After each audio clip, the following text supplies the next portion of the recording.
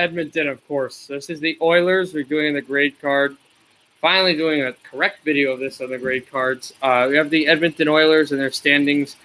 Grading this, of course, GPA, as I had said. This is the 5th video of this. The Oilers are another team, the 4th out of the 5 teams I've addressed that did not make the postseason. And, of course, we'll go through centers, we'll go through wingers, we'll go through defensemen, goaltenders, and we will also go through management and coaches for the Edmonton Oilers franchise. For centers, first, you look at a guy, Kyle Brodziak. He's played in the league for a long time, 34 years of age, 6'2" forward, 70 games played, only 12 games missed, 6 goals, 3 assists, and 9 points. Not great for a team that had got to the playoffs and made a big run because of their center depth and because of their scoring. Colby Cave is a young kid that they've brought through. They brought through the Condors, and they really like him. 53 games played, 3 goals, 5 assists, and 8 points for Cave. Look at the Edmonton Oilers standings. I'm sorry I wasn't able to go through that. They had 35 wins, 38 losses, a losing record, 9 overtime losses, and 79 points to finish 7th in the Pacific Division. Not at all what they had initiated. Second straight year of missing the NHL's second season. Back to the center depth. Look at Leon Draisaitl, who is their second big guy, along with Connor McDavid. He's played wing a lot, but he can play center, and he's played a lot more than he did. All games played for Leon Draisaitl. 50 goals, 55 assists, 105 points, a whopping 105 points for Leon Draisaitl. The young German has played exceptional, and that's a guy that really this season was dependent on, and it was happy to see him go. So Sam Gagner, the former Oiler who had played with Vancouver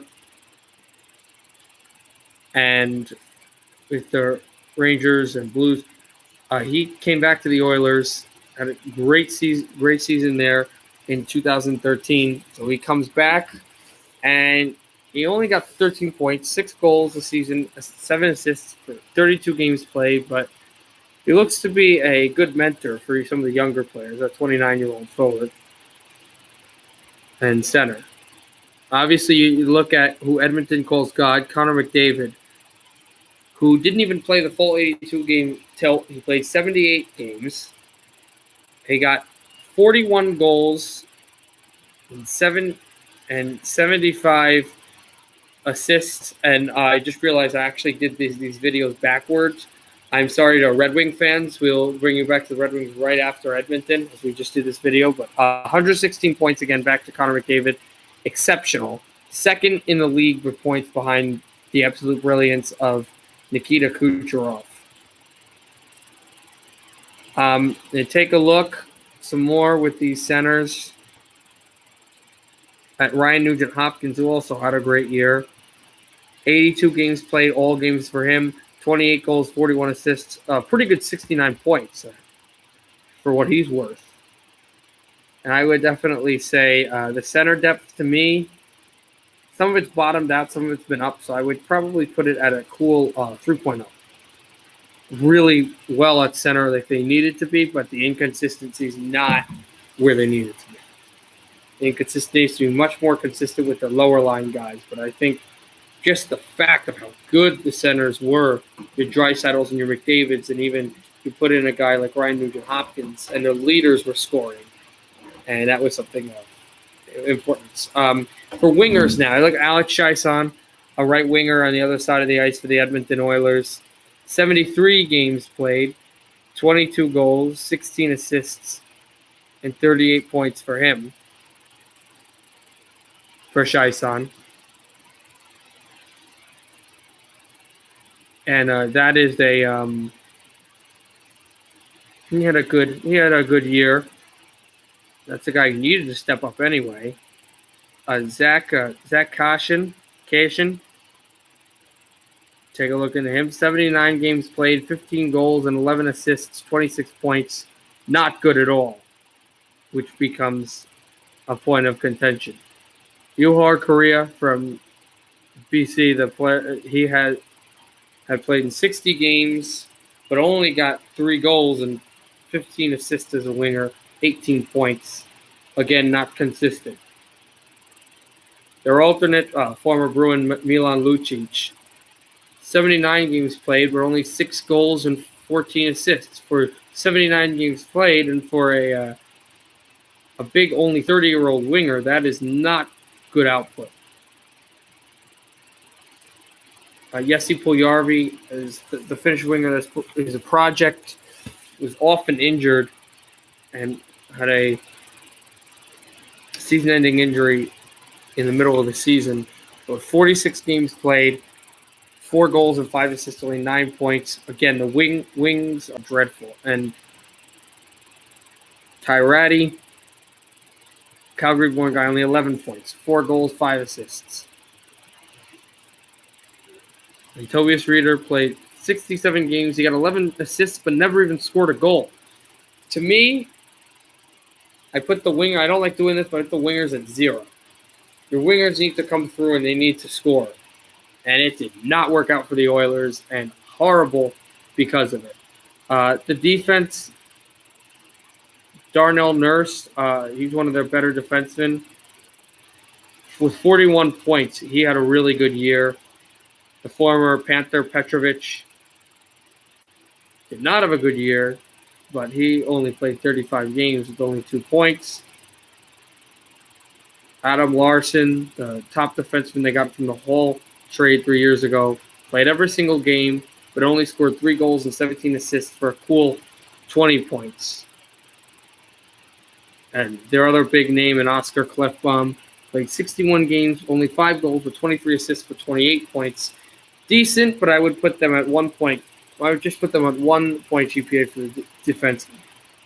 Goaltenders, Cam Talbot finally got traded. He got traded to Philadelphia for Anthony Stolarz, who we'll look at. But Stolarz has already been plugged in for the backup for next season. He was a backup for most this year, as they found the Finnish sensation Mikko Koskinen for the Edmonton Oilers. He played 55 games and started 51 of them with 25 wins and 21 losses. 6 of those going to overtime. And the goalie average percentage of 2.93 and a save percentage of 9.06, which isn't bad, but he just wasn't able to backstop the Oilers to a playoff spot. Anthony Stolarz, the young goaltender they got from the Philadelphia Flyers for Talbot, a 25-year-old kid. He was backing up Carter Hart there in Philly. They get him. You get your 18 games played, 12 games started for Stolarz along the Philadelphia Flyers and the Edmonton Oilers. 4 wins and 5 losses. Not very good stats, but it was because he didn't get too many chances to play in Philadelphia, and he barely played in Edmonton.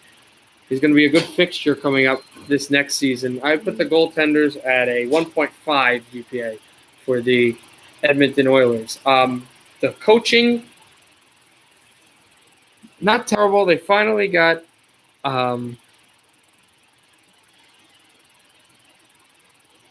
their head coaches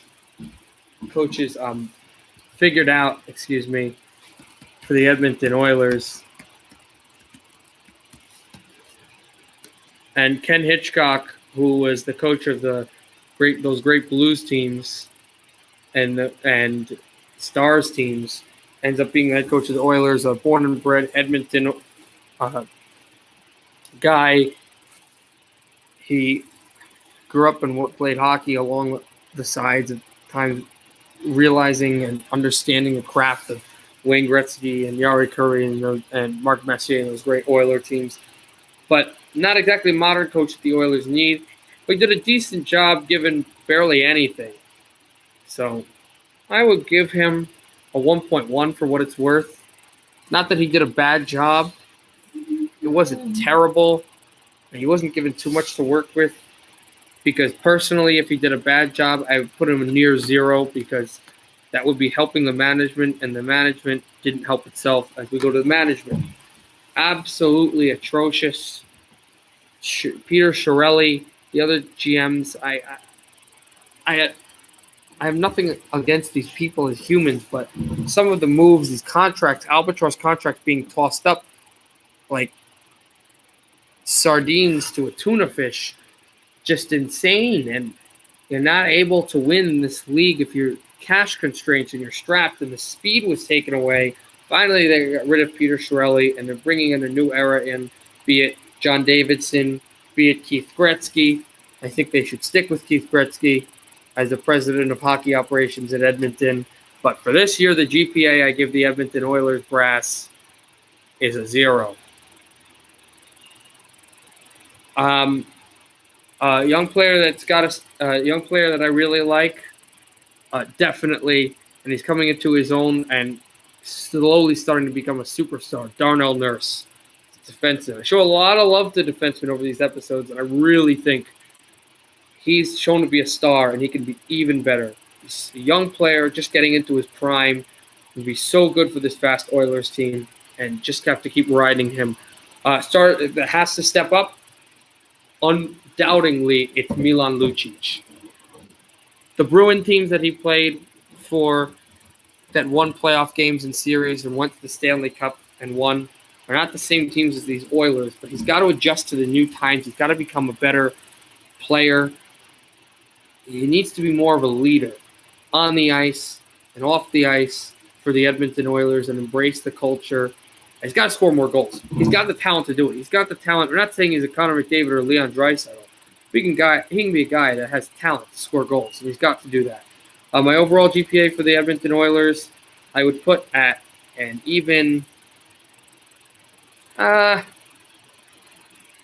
GPA for the Edmonton Oilers. They've got a lot to work on. So, into that, happy hockey again. Subs, likes, anything you can do.